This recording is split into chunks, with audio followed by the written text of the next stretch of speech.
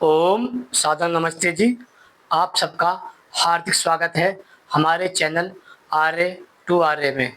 आइए आज हम अपनी वैदिक कक्षा का फिर से आरंभ करते हैं और आज का हमारा विषय रहेगा ईश्वरीय संध्या। अर्थात परमपिता परमात्मा ने संसार में सुबह और शाम बनाई है। अर्थात सुबह जब सूर्य निकलता है और शाम को जब सूर्य डूबता है तो इसको संध्या कहा जाता है। अर्थात ईश्वर के द्वारा संसार में निर्मित ये दो संध्या होती है। अर्थात जब हम कहते हैं कि आज संध्या बेला है तो इसका अर्थ ये होता है कि आज शाम हो चुकी है। और जब संध्या बेला सुबह की होती है तब भी हम उसके बारे में बात करते हैं। लेकिन ये जो दो समय हैं, यह दो ऐसे समय होते हैं जब मनुष्य को ईश्वर का स्तुति, प्रार्थना और उपासना करनी चाहिए। आइए इसको समझने का प्रयास करते हैं। संध्या के 3 अंग होते हैं। पहला स्तुति, दूसरा प्रार्थना और तीसरा उपासना। ये प्रत्येक मनुष्य को करना चाहिए। इसका कारण यही है कि संसार में परमपिता परमात्मा ने यह अथाह ब्रह्मांड बनाया है। यह सभी प्राणियों के लिए बनाया है, किंतु उसमें जो मनुष्य है वह विवेकवान है। वह अपनी बुद्धि से निर्णय कर सकते हैं क्या उचित है और क्या अनुचित है, क्या सत्य है क्या असत्य है, क्या न्याय है और क्या अन्याय है, क्या धर्म है और क्या अधर्म है, क्या ईश्वर है और क्या अनीश्वर है। जब वह इस व्यवस्था को समझ जाते हैं तब उसे समझ आता है कि यह अथाह संसार ईश्वर ने हम मनुष्य की आदि के लिए, हम प्राणियों के लिए दिया है और बदले में उसने हमसे जीवन में कभी कुछ नहीं मांगा। लेकिन हमारा परम कर्तव्य बनता है, यदि हमारे ऊपर किसी ने उपकार किया है तो हम उसको धन्यवाद करें। तो हम समझ सकते हैं कि हम उसका धन्यवाद करने के लिए ही उसकी स्तुति, उसकी उससे प्रार्थना और उससे उपासना करते हैं। आइए समझने का प्रयास करते हैं ईश्वर की स्तुति, प्रार्थना और उपासना कैसे की जाती है। सर्वप्रथम आपको ये समझ लेना चाहिए कि ईश्वर की स्तुति, प्रार्थना और उपासना केवल धार्मिक मनुष्य कर सकते हैं, जिन्होंने जीवन में सत्य, न्याय, मानवता, समानता और मानवीय गुणों को धारण किया है। यदि कोई मनुष्य सत्यवादी नहीं है, असत्यवादी है, छल कपट करता है, न्यायकारी नहीं है, अन्यायकारी है, यदि कोई मानवतावादी नहीं है, दानवतावादी है, यदि कोई समानतावादी नहीं है, भेदभाववादी करने वाला है, तो ऐसा संसार का कोई भी मनुष्य ईश्वर की स्तुति, प्रार्थना और उपासना कभी नहीं कर सकता। इसको जानने का प्रयास करते हैं कि जब हम कहते हैं कि हमें ईश्वर की स्तुति, प्रार्थना और उपासना इसलिए भी करनी चाहिए, जैसे कि यदि आपने किसी व्यक्ति को देखा होगा कि संसार में जितने भी मनुष्य हैं वह सदा ही एक दूसरे के लाभ पर निर्भर होते हैं। जैसे यदि आप किसी से कोई कार्य कराते हैं तो बदले में हमें उन्हें कुछ देना होता है। लेकिन संसार का मात्र एक परमपिता परमात्मा ऐसा है कि वह संसार में मनुष्य से या अन्य प्राणियों से कभी किसी की आशा नहीं रखता। लेकिन हमारा कर्तव्य बन जाता है कि हम उसकी स्तुति करें, प्रार्थना करें और उपासना करें। इस विषय को सरलता से समझने के लिए हमने आपके लिए वैदिक कक्षा का आरंभ किया है। आइए इसको समझने का प्रयास करते हैं। पहला शब्द है स्तुति। स्तुति कहते हैं जो पदार्थ, जो गुण, जो कर्म और जो स्वभाव जैसा है उसे वैसा ही मान लेने का। अर्थात उसमें कुछ भी जोड़ना नहीं और उसमें कभी कुछ भी तोड़ना नहीं। जो पदार्थ, जो वस्तु, जो गुण, जो तत्व जैसा है उसे वैसा ही स्वीकार करना ही उसकी स्तुति कहलाती है। और उससे विपरीत उसके बारे में झूठ बोलना, प्रपंच करना, छल आदि करना, यह उसकी निंदा कहलाती है। इसलिए मनुष्य को ईश्वर के बारे में कभी भी निंदा नहीं करनी चाहिए। हमें केवल ईश्वर की स्तुति करनी चाहिए। आइए समझने का प्रयास करते हैं। जिसका जैस जैसा गुण कर्म और स्वभाव है उसे वैसे ही स्वीकार करना और उसके गुणों की स्तुति करना। जैसे कि मान लीजिए आपने कहा कि हे ईश्वर, आपका निज नाम ओम है, आप सर्व रक्षक है, सर्व अंतर्यामी है, सर्व न्यायकारी है, सर्वज्ञ है, सर्वशक्तिमान है और सर्वकर्ता है। अर्थात हम सब ने ईश्वर के उन गुणों की स्तुति की जो गुण ईश्वर में घटते हैं। इसका अर्थ यही होता है कि ईश्वर वैसे तो गुणातीत है, लेकिन मनुष्य का अलग अलग प्रकार से स्वभाव होता है। इसलिए मनुष्य को ईश्वर का जो गुण उत्तम लगता है वह उसकी उपासना कर सकता है। कई लोग उसके शिव नाम की उपासना करते हैं, कई लोग उसके महादेव नाम की उपासना करते हैं और कई लोग उसके ओम नाम की उपासना करते हैं। शिव का अर्थ होता है, हे कल्याणकारी परमात्मा, हम तेरी उपासना करते हैं और तुझसे कल्याण की आशा चाहते हैं। जो देवों का देव होता है उसे ही महादेव कहा जाता है। अर्थात परम पिता परमात्मा का एक नाम महादेव है। जब हम वाल्मीकि रामायण का अध्ययन करते हैं तब हमें महादेव शब्द दिखाई देता है कि जिसमें श्री रामचंद्र ने ईश्वर के महादेव नाम की उपासना की थी। तब जाकर उन्होंने लंका के लिए पुल वाला और वह आगे चले गए थे। यह बात वह वापसी के समय देवी सीता को बताते हैं कि यहाँ पर बैठकर हमने परमपिता परमात्मा के महादेव नाम का उपासना की और स्तुति की। उसी प्रकार शिव नाम एक कल्याणकारी वाचक होता है। इसलिए अधिक वैसे तो अधिकांश लोग ईश्वर के ओम नाम की उपासना करते हैं, क्योंकि ओम का अर्थ होता है सर्वरक्षक, अर्थात सृष्टि के गुणों की, कर्तव्यों की और सिद्धांतों की रक्षा करने वाला। इसलिए जो व्यक्ति आर्य होता है, जो व्यक्ति उत्तम गुण वाला होता है, वह भी संसार में सदा ही लोगों की रक्षा करने का दायित्व अपने ऊपर लेता है। वह मानवता की रक्षा करता है, वह सत्य की रक्षा करता है, वह न्याय की रक्षा करता है, वह मानवता की रक्षा करता है, वह अमानवीय व्यवहारों से मानवीय व्यवहार की रक्षा करता है। इसलिए वह ईश्वर के सर्वरक्षक ओम नाम की उपासना को स्वीकार करते हैं। इसलिए जब हम कहते हैं, हे परमपिता परमात्मा, आप सर्वरक्षक हैं, तब हम कहते हैं कि हम आपकी स्तुति कर रहे हैं। अर्थात ईश्वर के किसी भी नाम के गुण गाना, गीत गाना, संगीत गाना, यह उसकी स्तुति होती है। जैसे हमने कहा कि हे परमात्मा, आप न्यायकारी हैं। इसका अर्थ हो गया कि हम उनकी स्तुति कर रहे हैं। हे परमात्मा, आप कल्याणकारी है। हे परमात्मा, आप सर्वरक्षक है। हे परमात्मा, आप सत्यवादी है। हे परमात्मा, आप धर्मात्मा है। अर्थात जितने भी ये गुण हैं, हमने ये सब ईश्वर के गुणों को व्याख्यात करके बताया है।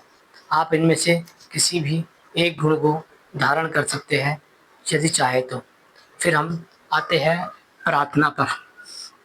जब हमने ईश्वर के गुण की स्तुति की तो हमने उस गुणों को अपने शब्दों में ईश्वर के लिए बोला। अब आता है ईश्वर से प्रार्थना, अर्थात निवेदन करना कि हे परमपिता परमात्मा, आप सर्वरक्षक हैं, हमें भी सर्वरक्षक बना दीजिए ताकि हम भी मनुष्य जाति की, प्राणियों की और प्रकृति आदि की रक्षा कर सके। हे परमात्मा, आप न्यायकारी है, हमें भी न्यायकारी बना दीजिए। हे परमात्मा, आप सत्यवादी हैं, हमें भी सत्यवादी बना दीजिए। हे परमात्मा, आप कल्याणकारी है, हमें भी कल्याणकारी बना दीजिए। हे परमात्मा, आप संसार को धारण करते हैं, संसार के नियमों को धारण करते हैं। हे परमात्मा, हमें भी नियमों को रक्षा करने वाला बना दीजिए। अर्थात हमने पहले ईश्वर के गुणों की स्तुति की, फिर हमने ईश्वर से उन गुणों की प्रार्थना की। इसे कहते हैं स्तुति और प्रार्थना करना। फिर आता है तीसरा शब्द जिसे कहते हैं उपासना।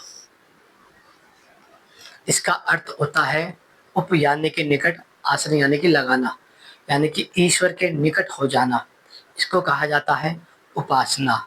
जब हमने कहा कि हे परमात्मा आप सर्वरक्षक है, तब हमने उसकी स्तुति की। जब हमने कहा हे परमात्मा हमें भी सर्वरक्षक बना दीजिए, तब हमने प्रार्थना की। कि अब हमने बोला हे परमात्मा हम आपकी व्यवस्था के अनुकूल सर्वरक्षक बन गए हैं, हम आपकी आज्ञा का पालन कर रहे हैं। तब इसका अर्थ होता है हम उसकी उपासना कर रहे हैं, अर्थात हम उसके निकट हो रहे हैं। हे परमात्मा आप न्यायकारी है, हमें भी न्यायकारी बना दीजिए, हम न्यायकारी बन गए हैं। हे परमात्मा आप कल्याणकारी है, हमें भी कल्याणकारी बना दीजिए, हम कल्याणकारी बन गए हैं। हे परमात्मा आप सत्यवादी है, हमें भी सत्यवादी बना दीजिए, हम सत्यवादी बन गए हैं। हे परमात्मा आप जैसे सत्य उपदेश करते हैं वैसे ही हमें भी सिखा दीजिए, हम भी सत्य उपदेशक बन गए हैं। जब आप ईश्वर की स्तुति, प्रार्थना और उपासना को समझ जाते हैं, तब आपको समझ आएगा कि संसार में जो संसार का चलाने वाला ईश्वर है वह कितना न्यायकारी है, वह कितना सत्यवादी है, वह कितना मानवतावादी है, वह कितना कल्याणकारी है, वह कैसे मनुष्यों को सुख देता है, वह कैसे मनुष्यों को उसके कर्मों के आधार पर ही सुख देता है, और सुख का फल सुख में होता है और दुख का फल दुख में होता है। ईश्वर कभी किसी के साथ अन्याय नहीं करता। ईश्वर किसी के साथ पाप आदि के जो दोष है वह क्षमा नहीं करता, क्योंकि यदि ईश्वर के अंदर से न्याय का गुण घट गया तो ईश्वर अन्यायकारी हो जाएगा। इसलिए हमें ईश्वर को अन्यायकारी कहना उसके साथ उसकी निंदा है। जैसे यदि मान लीजिए हमने उसकी स्तुति की उसके गुणों के आधार पर, अब हम उसके गुणों के आधार पर अवगुणों के आधार पे उसकी निंदा कर सकते हैं। जैसे कि जो गुण ईश्वर में नहीं है, यदि हम ये सारे मिथ्या गुण ईश्वर में डालते हैं तब हम उसकी निंदा करते हैं। जैसे कि हे ईश्वर आप तो अवतारवादी हो, आप माता के गर्भ में आके जन्म लेते हो और फिर आप मृत्यु को प्राप्त हो जाते हो। इससे ईश्वर का अजन्मा जो गुण है उसका खंडन होता है। इसको ईश्वर की निंदा समझनी चाहिए। हे ईश्वर आप तुम सर्वशक्तिशाली है, लेकिन आप अवतारों की और संदेशवाहकों की सहायता लेते हैं। इससे ये सिद्ध होता है कि ईश्वर में जो सर्वशक्तिशाली गुण है वह घटित नहीं होता, हमने उसके विपरीत उसकी निंदा कर दी। वैसे ही हम जितने भी उनके विपरीत गुण बोलते हैं तो वह उसकी निंदा होती है। जैसे ईश्वर का दो मुख्य गुण है, पहला यदि आपको समझाए तो वह है निर्विकार, अर्थात ईश्वर एक तत्व है। संसार में जितने भी विकार आदि आते हैं वह सदा दो तत्व में आते हैं। जो दो तत्व आपस में मिलकर बनते हैं, कभी भी एक तत्व के अंदर विकार नहीं आता, और ईश्वर निर्विकार है। जब हम कहते हैं कि ईश्वर प्रकृति के संपर्क में आता है तो इससे क्या होता है कि हमने उसको विकार वाला बना दिया। इसलिए जब हम कहते हैं कि ईश्वर तो निर्विकार भी है और विकार भी है, इसमें विकार भी है, तो हम उसकी निंदा करते हैं छल कपट करके। वैसे ही ईश्वर तो निराकार है, क्योंकि वह सर्वव्यापक है, सर्वज्ञ है, सर्वत्र फैला हुआ है, इसलिए उसे सर्वत्र कहा जाता है। वह निराकार है, आकारों से रहित है। लेकिन जब हम कहते हैं कि ईश्वर तो आकार वाला भी है, तब यह हम उसकी निंदा कर रहे होते हैं। जो गुण उसमें नहीं घट रहे उसके ऊपर वह गुण दोष थोप देने का, यानी कि उस पर डाल देने का, तो ये होता है ईश्वर की निंदा करना। और जो गुण उसके अंदर घट रहे हैं उन गुणों की स्तुति करना, यह होता है उनकी प्रार्थना करना। जब आप स्तुति और प्रार्थना को समझ जाते हैं तभी आपको समझ आता है कि यह सब उपासना क्या है। जब हमने कहा हे ईश्वर, आप सर्वरक्षक हैं, हमें भी सर्वरक्षक बना दीजिए, हम सर्वरक्षक बन गए, तो इसका अर्थ ये होता है कि हमने परमपिता परमात्मा की उस व्यवस्था को स्वीकार कर लिया है जो व्यवस्था ईश्वर ने अपने उपदेशों के माध्यम से हमें वेद आदि शास्त्र में दी है। वेद पढ़ने का जो वेद परमात्मा ने मनुष्य मात्र के कल्याण के लिए दिया है। यदि संसार का एक भी मनुष्य वेद से कट जाता है तो वह उसकी ईश्वर की व्यवस्था से धीरे धीरे दूर हो जाता है और वह अधर्म का शिकार हो जाता है। आज लगभग 99.99% लोग अधर्म का शिकार है, क्योंकि इसके दोष हमारे धर्म गुरुओं पे जाता है जिन्होंने भारत में अनीश्वरवाद, अवैदिक के इतने सिद्धांत फैला दिए हैं कि आज यदि आप उन सिद्धांतों को खोजने निकलेंगे तो आपके हाथ में कुछ नहीं आएगा। फिर भी हम ईश्वर को अपने आत्मीय गुण के आधार पे भी पहचान सकते हैं।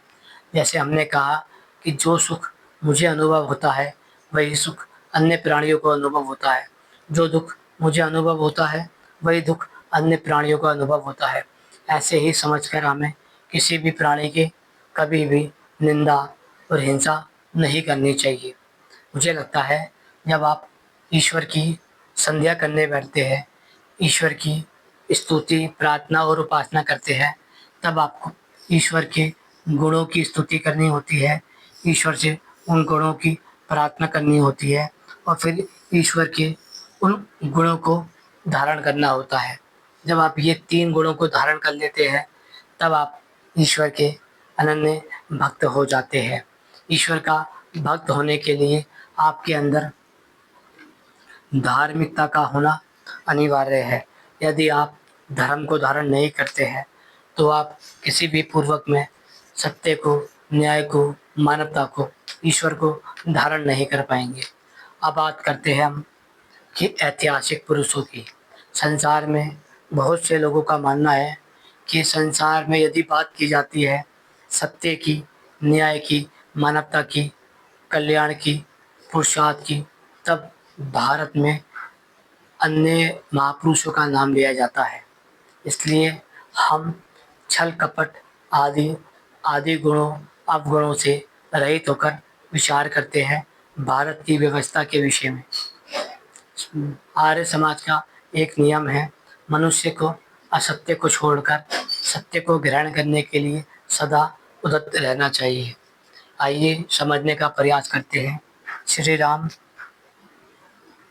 श्री कृष्ण, हनुमान जी, बुद्ध, महावीर, रैदास, नानक, वाल्मीकि, दयानंद, अंबेडकर, श्रद्धानंद, विजयानंद, ऋषि और मुनियों को, यह सब जो लोग हैं इन्होंने अपने जीवन में कभी भी छल आदि कपट नहीं किया। इन्होंने कभी भी किसी के ऊपर अहिंसा नहीं की, इन्होंने कभी भी हिंसा नहीं की, इन्होंने कभी भी किसी का अहित नहीं किया, इन्होंने कभी भी किसी के साथ अन्याय नहीं किया, इन्होंने किसी के साथ कभी अधर्म नहीं किया, इन्होंने किसी की निंदा नहीं की, इन्होंने सदा सत्य बोला, न्याय करा और मानवता को धारण किया। इनकी जीवनी आप जब पढ़ेंगे तब आपको समझ आएगा यह सब के सब धार्मिक मनुष्य थे और जो मनुष्य धार्मिक होता है वह स्वतः ही ईश्वरवादी हो जाता है।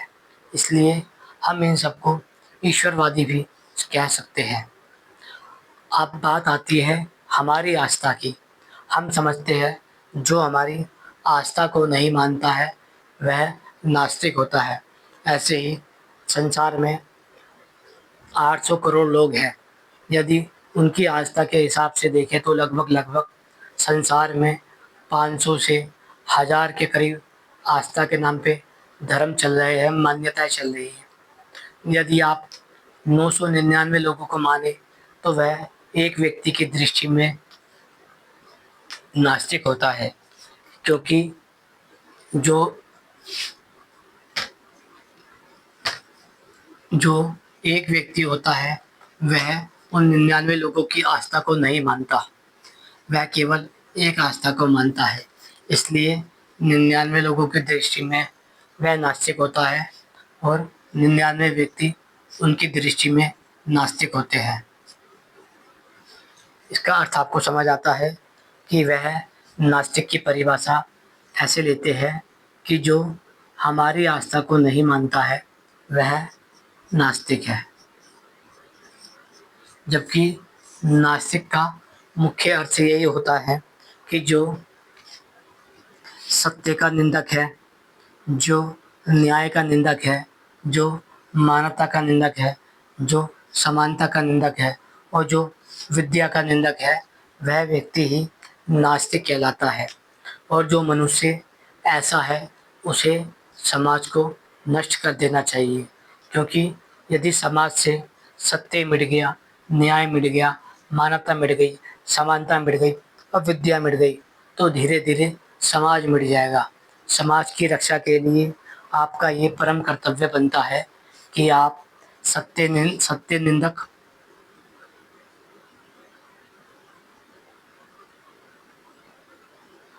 न्याय निंदक, मानवता निंदक, समानता निंदक,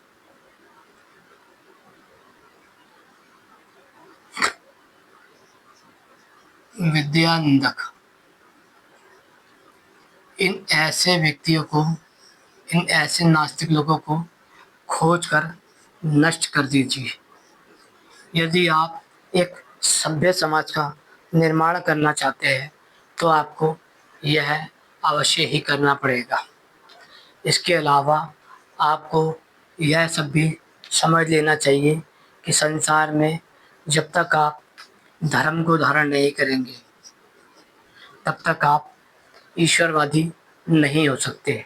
इसलिए सत्य को धारण करने के लिए आपको, धर्म को धारण करने के लिए आपको सत्यवादी, न्यायवादी, मानवतावादी, समानतावादी और विद्यावादी होना पड़ेगा।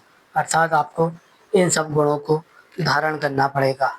आशा करते हैं ये विषय आपको समझ आ गया होगा।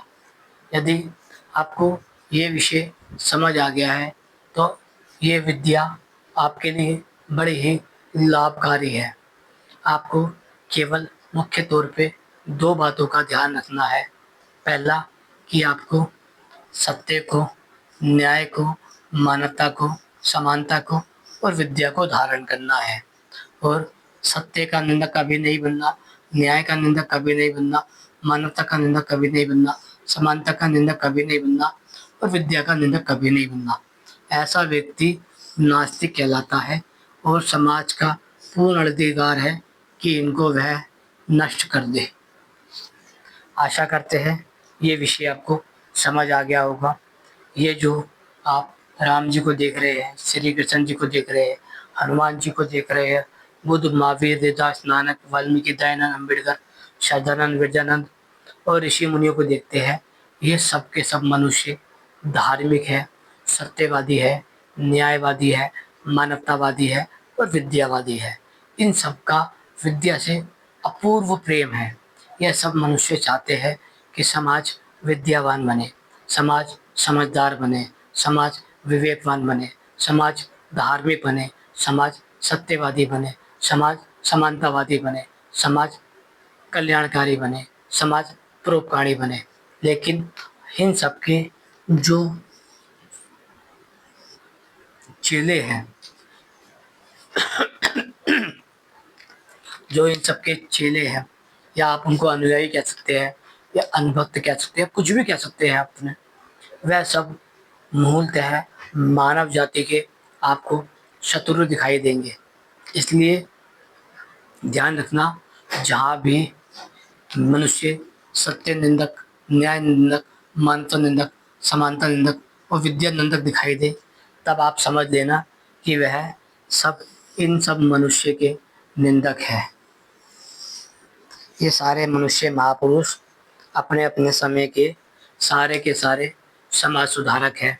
सबके सब न्यायवादी है, सबके सब परोपकारी है, सबके सब समानतावादी है, सबके सब विद्यावान है, सबके सब न्याय को धारण करने वाले हैं, सबके सब ईश्वरवादी है, सबके सब धार्मिक है।